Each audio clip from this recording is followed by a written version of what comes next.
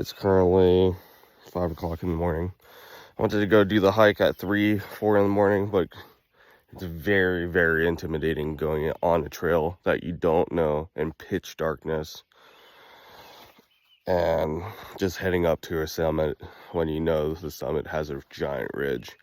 So I just wanted to wait until I could have a little bit of daybreak. I'm pushing my hike about 2 hours back, which really sucks, 2-3 hours back. But like I said, going in pitch darkness into the wilderness is just not it. At least the first time that I'm doing this. Life is such a blessing. So this morning I decided to go up Mount Thielsen trailhead. And as I was leaving for the trailhead, I ran into 2 really nice gentlemen. And fortunately enough, they grew up in my same neighborhood. They're from LMAO and I'm from Tigard, so we're pretty much neighbors. So that was really cool. But they just traveled from across the country to do this hike and then vacay. So it's really nice. Went into locals in your own neighborhood. Can't see it, but there's a mountain background. Right now I'm getting my ass kicked by the 6,000 feet elevation gain because I'm from sea level. So the altitude training I've done has done absolutely nothing so far. I've get acclimated to the 6,000, so it's going to take a little bit. And also I have like probably a 40-pound backpack, but slowly but surely we're making our way up. I'm about a mile in and 4 more miles to go. First person I ran into on this trail was someone that does triathlons, and the other person does mountaineering. So I think I'm in the right place. So these inclines are no joke. Let's get it. I don't recommend to anybody hiking in 100-degree days. Personally, for me, I know that this whole region's gonna catch on fire again, or maybe not, because they did last year. But I had to do it before this does. Currently a little bit over halfway, maybe, and the views are gorgeous. I'd record the views, but I need to get my ass up before it gets too hot. Currently 7 a.m. doing all right. Been chugging on this yerba. Need to get water into me. As of right now, I'm making it through the tree line until we get to the ridge, which connects to the Pacific Crest Trail. Holy shit. I think that's the first sight of Mount Thielsen right there through the tree line. Oh my God. I'm shaking. Oh, this thing's crazy. Not only that, I'm exhausted. That thing is breathtaking. Carrying a gallon and a half of water up a hill, a mountain hill, mountain is not it. That's the first look of Mount Thielsen. I still have a long ways to go. I'm currently about, I would say 8,000 feet up, give or take, probably 7,800.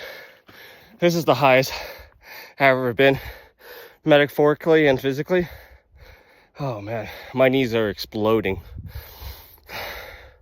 The top incline of the ridge goes for about 2 miles, if not more, at I would say at a 12 to 20 something degree incline. This is absolute brutal. I am so beyond fatigued, and I've been training for this like hell. So I guess the 40-pound backpack doesn't help, but the air is like a third thinner. I can't even get my full breath. I've been trying most of this trip. The plus side is I don't feel any altitude sickness or any altitude poisoning or anything like that. So that's really good. I've been just kind of taking my time, enjoying myself. Don't want to rush it. Man, I was with these 2 guys. They were goats. Literally, they're gone. I think they're fucking on the summit by now, which is wild. I was doing like a 3 mile per hour pace up this. They were probably doing 6, if not faster. So fuck. But let's get it. I'm probably 8,500 feet up now. And that's the summit. That was the first view of the summit that I actually got. And the false summit's to my right. Probably have a half a mile to a mile still to go. 700 feet elevation gain, approximately. But we're so close. I can taste it.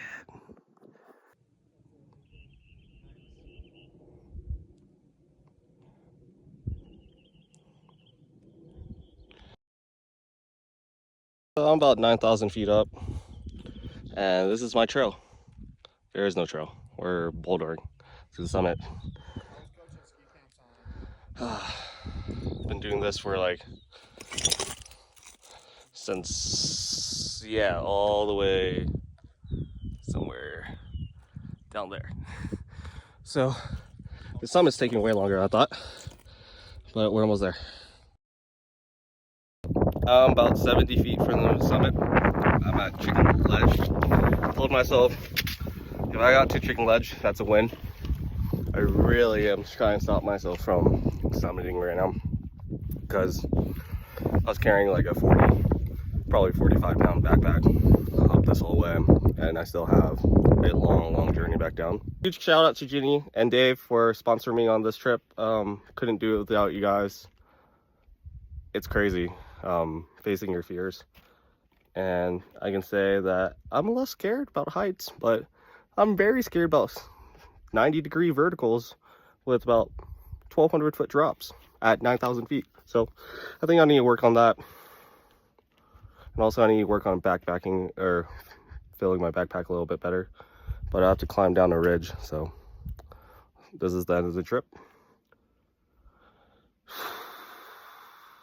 18 months of training for this. I feel great. Have a great day. Also, a huge shout out to my friends and family for giving me the time to grow. I really needed it, and this is just such an amazing experience. Yeah, I'm heading back down, and it's gonna be a long 3 hours. I have to get down all this field, and then you see that ridge way over there? I have to climb that ridge all the way back down, and then around this rock is a lake. I'll get to it just to get back to the car where my family's waiting for me. The venture's not over yet, but we're halfway there. Right there, that's Crater Lake National Park. If you look really carefully, that's Mount Shasta. Just for perspective of how high I am.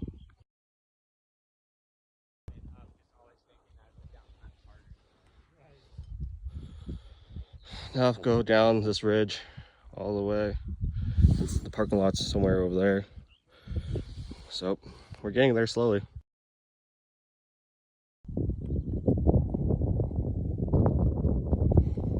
Brought down a couple flowers for my daughter from pretty much the summit.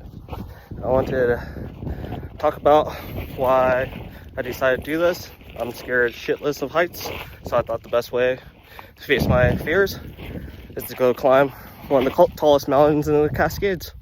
So I did that, conquered my fear a little bit. Didn't fully summit, but still, you know, a win's a win. Also, on top of that, it's 100 degrees today. I'm wearing a windbreaker. So you can only imagine with a 45-pound backpack coming down from 9,000 feet and dropping about 3,000 feet in elevation. It's a fun time. I almost died on the mountain like 6 times. Who's counting? Just to prove that I'm built different. You see this log? I'm about to carry this log all the way down. Here's my log friend, I guess, for the next 2.5 miles. I'm hiking down a mountain, carrying a big ass log. Yeah, story of my life. Welcome to Bintu. I'm trail running down now. We got past all the spree, so smooth sailings from here. We just have to get our ass down. Also, I thought I would do an overview while I'm at it. That was probably the hardest climb I've ever done. Hardest walk, everything. Almost died like 3 times. Spree is not a good friend of mine now. I've learned that the hard way. Went off trail multiple times. Almost got caught out in ravines. I saw a rock slide. My right kneecap's about to explode. Yeah, I'm still at it. Been at this since 5:30. It's currently 1:30. I think I'll be down from the mountain by 2:30. It's been a long day. I got out here around midnight last night, set up camp at 1, and went out for the hike at 5:30. So I'm dead. After this, I still have to go drive an hour and a half to Redmond to visit with some friends. Hopefully I get a good shower because I smell like shit. I guess the moral of the story is, really, everybody has fears and challenges. I think that the more that we try to challenge ourselves and push and push and push and push until you can't push no more, then you really learn what type of person you are.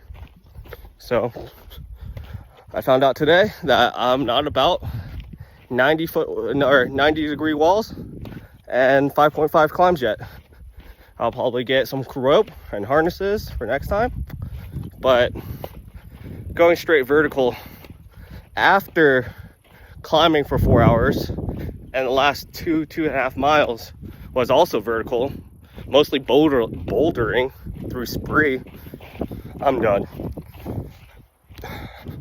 I'll say I did pretty good. Ending the day around 8 hours, maybe 8.5 hours. Took a lot of videos, made a hell of a lot of photos. Met a friend Plank here, gonna take him home. 3,000 elevation gain is not a joke. But I do know now my limitations a little bit more. And I'll also say I'd rather run a marathon than do this again. This shit sucked. Every moment besides the peak pretty much sucked. So home sweet home, here I come. My family's waiting for me at the bottom of the trail. I can't wait to hug my daughter and just smell like poo-poo. I have some flowers for her and some rocks. Found some heart-shaped rocks for her at 9,000 feet. Hopefully someday, if she's wild enough, she'll join me. If not, that's fine, because I know how crazy this is. But I'm just trying to motivate others. Whatever your dreams are or your passions, just keep on chasing them, you know? I think one of the hardest parts for me is when my father first died, or my uncle. I recall not holding a camera for 10 years. Every time I would pick up a camera, I just feel pure misery. So being able to share content with my community and help others through my misery, I think just helps people at the end of the day. And if it doesn't, then so be it. But I'm not here to play victim or nothing. I know my life was very circumstantial, just like everybody else's. But I will also say our worst of days is somebody's best of days. And I don't think a lot of us think about that, because I know that there's a lot of people out there hurting. And healing is a long, long process. So I'm glad to be out here, to be able to do what I love, feel like a kid, and just enjoy life. Chat with you all soon. I'm going to wrap this episode here. And goodbye, guys.